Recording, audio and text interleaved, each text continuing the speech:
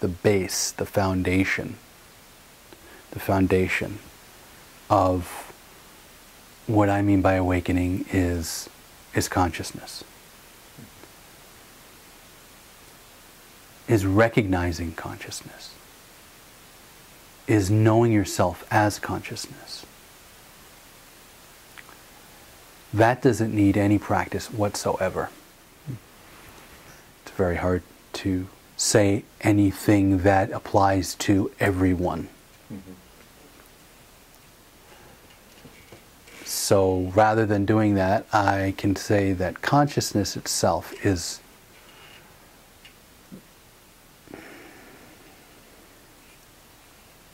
already the case, mm-hmm. is the foundation of what you are. So this doesn't depend on personality. It doesn't depend on discipline.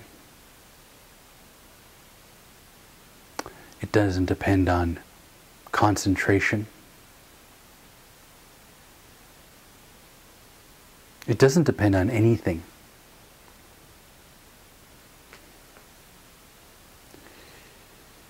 So the awakening to that, in my book, is the foundation, is what's primary, what's most important. There are paths that say, unless you can abide, unless attention can abide there,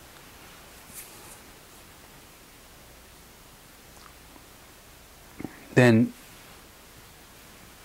it's too soon to even look there. First, do your ethics, then get your concentration in order, then be able to merge with your concentration object. You know, step by step. Yoga. Well, I guess there's certain yogas like that, right? There's like 8-limb yoga, I think is right. So you get rid of the things you're not supposed to do, cultivate things you're supposed to do concentration, then merge with the object of concentration. And at the end of that path, then you are fit. You have a fit instrument. Mm-hmm. And this is very much the traditional way.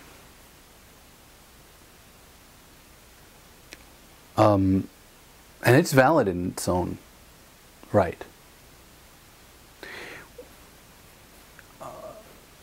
For those who have faith in those paths, that works. We live in a faithless age. We live in an impatient age. And you had trust in that particular tradition, and you started it, and you dutifully did every piece, and when you were at the right place, you went to your guru, and your guru said, yeah, good, you've passed that piece, now you go on to the next, now you go on to the next, now you go on to the next, and they produced awakened beings this way. Okay, here you are, now the ultimate. So yeah, if you didn't finish your yoga, then that was okay. And you know, and people actually, think about it, if the very first thing you cultivate is what you're not supposed to do, even if you don't, even if you only get to the second or third stage, you become a person who is not harming others. Gee, that's fantastic. Really is. And then the next one is cultivating virtues. Become a good person. The next one is concentration. You become somebody who has a life together, who can focus on things, who can follow through. In Buddhism, that's the way of the sutras. In Hinduism, that's the way of Vedanta. The highest teaching is the highest teaching. It's not something you give out right away. Even in Zen, where it's openly spoken of that that's the highest teaching and you can get it immediately means come to the monastery and sit for 10 years. And before you are allowed to just sit all day and night, you have to clean everything. And it was a lot of work for you in the monastery to to break down all of your resistance to life. You were forced into dealing with things.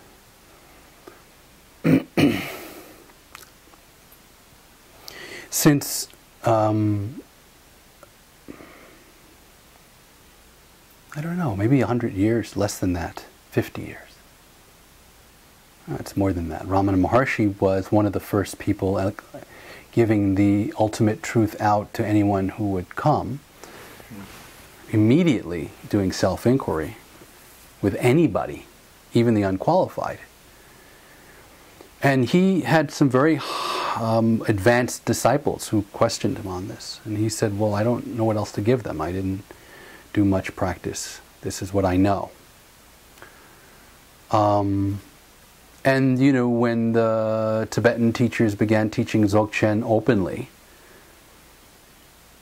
it was, you know, there was some rumblings. It was a new thing. It was, okay, this is a different age. And there's a real danger of these truths being lost, because this age, things are moving so quickly.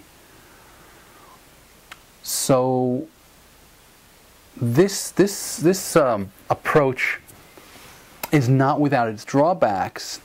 Not the approach I just mentioned, but the approach that anyone giving satsang does, which is exposing you to consciousness itself, or directly pointing you to consciousness itself. When there's a glimpse, that's an awakening. And then the rest of the being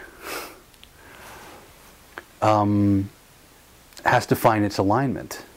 And how that happens is different for different people. I mean, in the context of the waking down work, it's through an embrace of what's going on. But there's a lot of other approaches. The important thing is that the rest of your being will be a nuisance and distract you unless it's also in alignment and integrated. So, you know, the way that I speak about it mostly is by bringing attention to consciousness, noticing what distracts you, noticing your uncomfortable feelings, allowing yourself to feel those uncomfortable feelings. And there's this whole kind of a tantric approach. You know, you swallow the fish whole and you spit out the bones. But finding, you know, it takes a while to find out what those bones are and spit them out. It's a little bit, it's actually, you end up doing the austerities afterwards. The problem is there's a great,